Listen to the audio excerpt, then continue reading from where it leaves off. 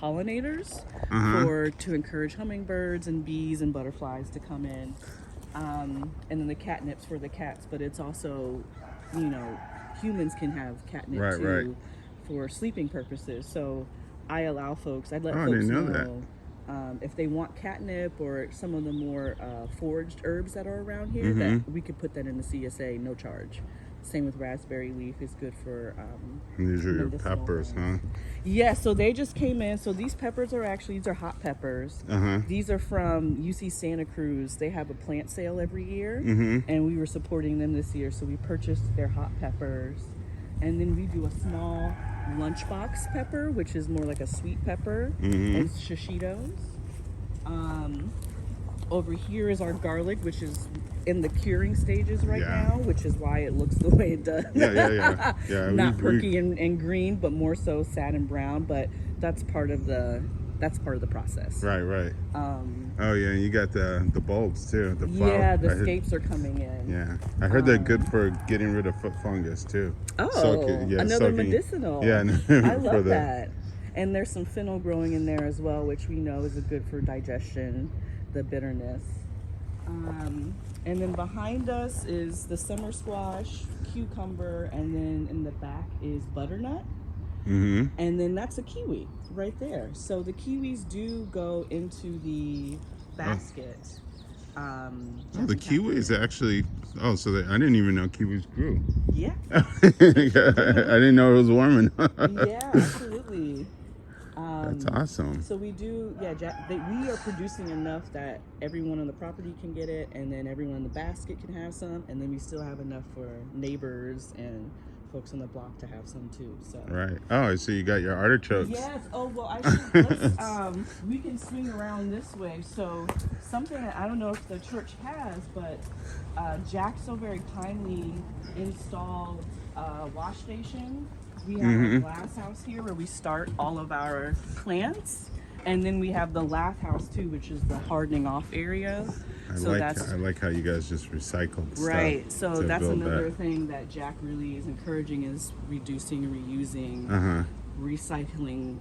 So all of these came from Urban Ore, and then I believe this was already here, this structure.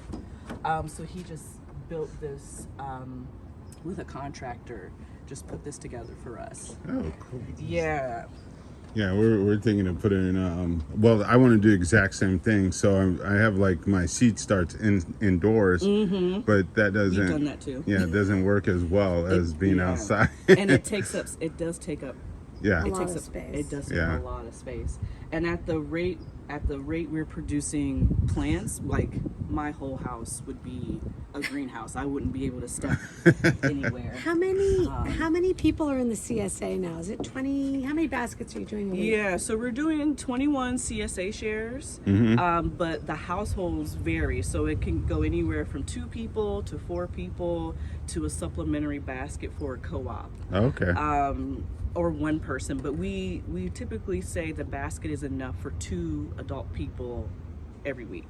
Oh, okay. And we strive to put 10 to 12 crops in the basket, or 8 to 10, excuse me. 12 is like the dream. If if the weather is fantastic and we don't have pests or any sort of predation, like if everything grows in the way that I want it to, then we can do that. Right. But so the garden looks very healthy. What kind of supplements are you using for it? Just compost, liquid fish emulsion. We do a slow release dry fertilizer on some things, and then that is it. Oh, okay. And we do cover crop. We actually just got some. We are applying for federal aid money. It's basically rewarding us for organic practices, and part of the money is that we do cover cropping. Okay. Which they were like, you're already doing it, so it should be good. So we do a winter cover crop, not summer. Some people do it summer as well. Yeah, I do leaf mulching. Yeah. And so we do mulch the pathways here. We have a straw mulch in the beds, like you see where the peppers are. Some of that does get pulled into the pathway, and we do cardboard mulching, which you'll see more when we walk down to 914. Okay. I can show you. We've been mulching the pathways there for 4 years now, and we have a good amount of soil built up in the pathway. So much so that they're like, all right, let's slow down. You're Yeah. doing it too well. So your cucumbers actually get that high? I see the fence. Okay. Yeah, absolutely. Which we're so, and then if we have a warm summer, hopefully they will produce like gangbusters. I think it's going to be warm this summer. Yeah. We had a cooler summer, and then they didn't do as well. So, Is this a little hidden paradise? It is. And it's amazing how much food can be produced in a relatively small area. And people, I actually just had someone say this to me the other day. Oh, I really love urban ag, but it's not really, it can't really feed people. oh yeah. And I'm like, no, we could probably produce, if we really put, every 5th or 7th backyard under production in Berkeley, we could probably generate the produce that we need during the growing season for the entire city. Yeah, and then, It is not a theoretical pie-in-the-sky thing. Yeah, if we have another COVID where we at least have some food security or something going on. So. Well, and there's people who are like, well, I grew some tomatoes and, we get some tomatoes and then we enjoy them, right? That's not food production. That's just home gardening, a little hobby, a little something. Gardening. But what's being done here through the Berkeley Basket, and it's always been the model. Moretta has just taken it to a new level. Is we are actually trying to feed people. Right. On a regular basis. This is production farming. It's not hobby farming. And it generates those, 21 shares, but if they were all 2-person shares, it's probably about 25 shares every week. Right. Reliable food source, enough produce so that you don't have to go to the market. So we actually could have a lot of food security in Berkeley if we invested. And people have often thought of their yards as ornamental, but look how beautiful this is. Right. And it's kind of has with the pathways, the design, the well design, it kind of has like a meditative nature to it. So yeah. And people, quite frankly, don't spend a lot of time in their yards. They like having them, but I don't see people out in them that much. They're mostly looking at them. Right. And this gets you out in your garden and gets you interacting with the nature, and it makes it productive while still being beautiful and enjoyable. Right. So I see you got a complex water system. So so that is pretty. I would say that's pretty standard for the production guy. Yeah. So it looks complicated, but it's pretty. Did you do that, or did somebody help? Okay. We actually are in the process. So we're going to split that system up so that way that half of the garden is on one, and this half of the garden is on the other. So Okay. It gets more sun. It does get more sun. The apricot does, as you can see, provide a lot of shade. Like we have our broccoli beds entirely in shade because of the apricot right now. Oh, that's how you keep them from bolting, huh? That's true. Okay, because I was like, broccoli. Every time we do our broccoli, it just these little shoots because it bolts as soon as it gets hot, And that's something too, is understanding where the microclimates are in the space. So I know that bed is going to be shady. Right. So I wouldn't put a tomato, I wouldn't put a cucumber or a squash in that bed, but I might put a kale or a broccoli or something that would enjoy having morning shade, afternoon sun. Okay. So it's I've lived here for about 4 or 5 years now, and I'm out here maybe minimum 16 hours to 24 hours a week. So it's just I'm understanding, okay, you really get to be intimate with your space and knowing that there's going to be microclimates, what parts of the year, right now there's an abundance of, it's going to get hotter. Right. So, but I also know that the sun moves, and in the winter time the sun gets lower. So you really are just like, you become part of the space versus just like trying to manipulate the space in a way that, Right. you know, and we're working with nature, not against it. Right. Or, you know. Is that number of hours just for this parcel or for the 3? Total? Say that Yeah. again, how many? 16 to 24. Right. So she's cultivating 3 separate yards, and she's taking 16 to 24 hours. Sorry, I'm always ringing. And I think that's another thing that people don't really think of, which is that actually the sun and nature and the water, yes, you have to tend to a food garden, but most of the work is done by nature. Mm-hmm. Yeah, I'm not You wait for growing things it. to grow. Right. And so she's producing food for, you know, ostensibly, like it would be like 25 baskets for if it was 2 adults, right? Mm-hmm. And it doesn't take, you don't have to be a full time. I mean, it takes a lot of time. I'm not Yeah. trying to diminish that, but Yeah. somehow I've talked to people who somehow think that if you're going to grow food that's going to feed your family, it's going to be your full-time job. It's nature's full-time job. Mm-hmm. You know, That's a good point. Yeah. have to Just tend to manage it. Yeah. Mm-hmm. Yeah.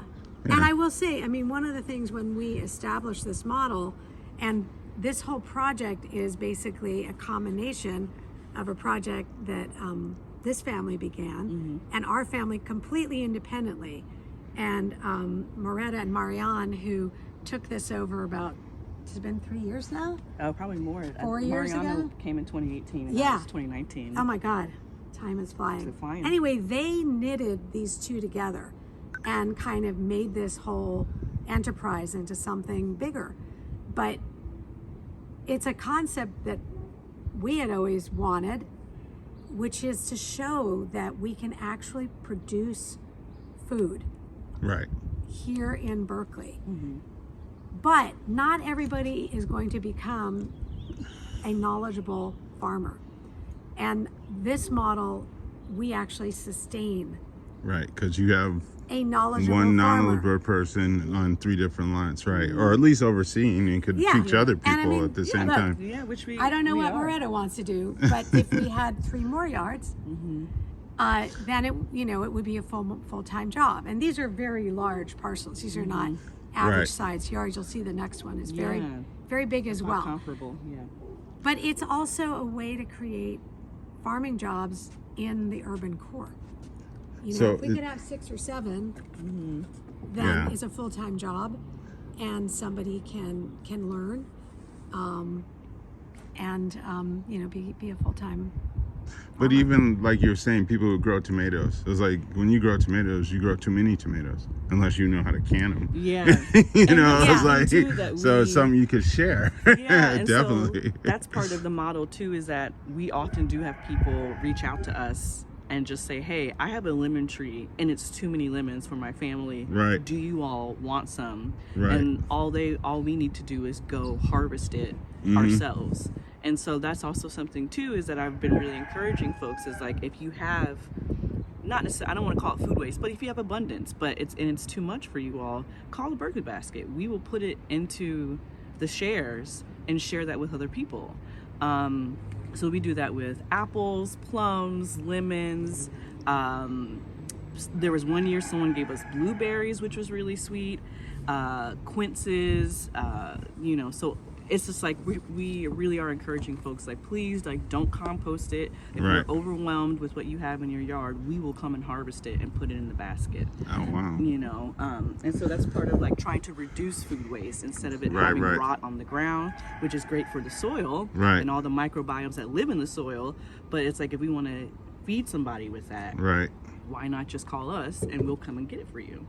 Yeah. So that's also something that I would love to see, is just like people encouraging other folks to come and say, hey, I have a lot of this one thing, could you use it? Mm-hmm. You know. And I Yeah, mean, like we got a lot basically, of green yes, sharing the tree food. collards. Yeah, exactly. But what people are also doing is they're sharing their land, Mm-hmm. right? Like, there's no rent. We don't charge rent. Mm-hmm. We know that to produce, and you know, we pay for the water. if we had an ornamental garden, and you can come see ours is much smaller and less impressive than this, but it's good. It's good. But it There's some good produces, stuff. yeah. And you know, we would, if we just had a lawn or we had roses or whatever, we would be having that kept up or keeping it up ourselves. Right. So it's like a bonus.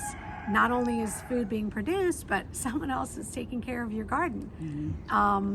And it's just, there's so many dimensions on which this is, I think, just a really powerful model for the community and for homeowners. It also creates a lot of community. You know, they do the pumpkin carvings and they have like an open house, and create a lot of energy around, you know, food brings people together. And so there's just, I would love for this model to be even more widely dispersed. Yeah. Yeah, like you said, it seems to be popping up because we're a smaller scale model of almost the same exact thing, Yeah, except for I'm by like, and see. Yeah, but could we get 10 yards in a 2-block vicinity of the church? For people to say, Actually, yes, you so can do we're- my yard, we're but doing then the you can boxes. hire someone and you can actually do production farming, Yeah. which most people won't be able to do.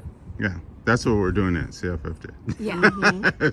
That's exactly what we're doing. So we're promoting people doing not this biggest scale, but at least doing like garden boxes in their backyard. And then, and if they're elderly or disabled, or even if they just don't want to really deal with it, Yeah. that we have the people, we're going to have the crew to actually go over there and do it. maintenance it and make sure it Yeah. doesn't get all messy. Because you know, you don't tend to can. garden, it'll get messy. You're Yeah. choosing a fantastic time because we actually, you know, we have the neighbor Mona, who's also a volunteer here, and Jack. We're trying to rein this in. Same with Sophie's yard. You know, I broke down and said, Sophie, listen, you might have to hire, you know, bring the landscapers in just one time to just clean up the Yeah. pathways. Oh, and boy, did it look nice. Yeah. It looks great up there. So that's Right. why I was like encouraging, if you do have space to go up there and look, you can also, that's part of the microclimates is Sophie's yard is cooler. And so we do all of our lettuces, our spinach, our arugula, radish and turnips, just trying to like think of an idea. Okay, if it's cooler up there, let's bring all the cooler crops up there Right. and have the warmer summertime crops down here. And then that way we'll get the best yield out of those crops based off where we planted them. Oh, that's So awesome. yeah, so just like, you know, I have all that up here, so Right, I know right, that. right. So, you know, even probably next week I have more lettuce to bring up there. I might try summer squash up there. Sometimes you are just like taking a chance, Right. based off of the space, but it Yeah. is like a game of Tetris, you know. Yeah. Right. You're like, let's Fit try in You know where, that concrete get in wall where you that I can have? fit in. Yeah. that faces southwest? That's actually good for tomatoes. Because Yeah. the wall is hot, And and bringing that heat. all evening it's still heating. Oh wow! So the Yeah, so sun even heats it things up. like that, right? It's cooler because we get more fog there, Yeah. and more breezes. But the next door neighbors have like a retaining wall that creates like a concrete wall that's probably 8 feet tall. Yeah. that's pretty And big. that, if you touch that wall in the summer, It's warm. you know, And then it's going to Right. retain heat at night to Yeah. keep the and soil. it keeps. I never the even heat thought at about it. night. You gave me an idea of And, like yeah. putting rocks in the garden to It actually really- generate heat into Yeah. the soil, because a lot of plants that we grow, it needs that. You Yeah. know, especially. I can't remember. Well, speaking of should we? Yeah, continue let's keep going. around? Let's keep Yeah, going we can around. take a look at it. So again, this is a hedgerow that got put in. It provides shade for me, which is great, and also bringing in more pollinators. This is a pineapple guava, more of the fruit trees again, working with the space. We harvest Yeah, it we is. harvest these for the CSA basket. And we can keep going here. And so, yeah, we have the artichokes around the corner. And these are this is our tomato alley right now. And you can see we have asparagus in the back. And so the asparagus is mostly, again, for the folks who live here, but the artichokes and the tomatoes are for the CSA. And we try to practice crop rotation. So last year this was summer squash, and now this year we're putting tomatoes. The big thing is we try not to plant tomatoes in the same space if we can help it. Obviously that's the conversation of when you are working with smaller spaces, can you practice crop rotation? But thankfully we have 3 gardens. Right. So we're trying to, for the benefit of the health of the plant, we try to rotate things in and out. So this is Tomato Alley now. Okay. Yeah, and this is also, so in the back here is where Mona grows a lot of her food. So she comes, I think, twice a week for 4 hours, totally volunteer. She just loves gardening. And again, like connecting with your neighbor. She's been coming here for a number of years to just help out Jack in the garden.